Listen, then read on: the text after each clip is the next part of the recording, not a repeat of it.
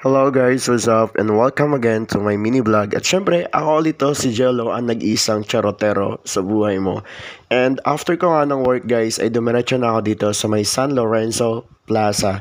And syempre, yung mall na yan ay matatagpuan nyo lang mismong pagkababa nyo ng Magallanes Station. Siguro mga isang tumbling lang, andun na kayo sa loob ng mall. At ito nga guys, binibidyohan ko nga itong mga cute-cute na stop toys at dahil nga naglalaro ako dyan dati. Syempre, meron yung daya guys. Yung daya na yun, kayo na mag-alam, di ba? Dadaanan ko naman tong mall na to. Syempre, dito ako nagpapalamig. At syempre, dito rin ako nagpapaantok. Ewan ko ba kapag nandito ako sa lugar na to, sobrang antok ko. At minsan nga nakakatulog na ako at kinigising na lang ako ng guard.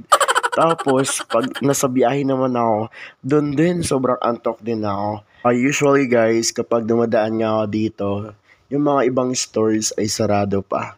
Siyempre, yung open lang dyan ay McDonald's, tapos yung Tim Horton, at yung Pandi Manila na madalas nga nating tambayan. Pero birang-bira naman tayong magkape sa Tim Horton kasi nga medyo may kamahalan dyan guys. At syempre yung mga social lang na tao ay nandyan. Part kaya yan ng Makati para alam nyo. At dahil nga guys medyo malamig sa loob, ayan lumabas naman ako para magpainit. Charot lang po. At kung mapapansin nyo nga guys, sobrang dami din ng mga delivery truck kasi nga morning, usually nagde-deliver talaga sila ng mga products. Kaya nga guys, nag-design na ako umuwi para naman makapagpahinga ako at syempre, mai-relax ko yung aking sarili. So hanggang dito na lang, babiyahe pa ako. Bye-bye!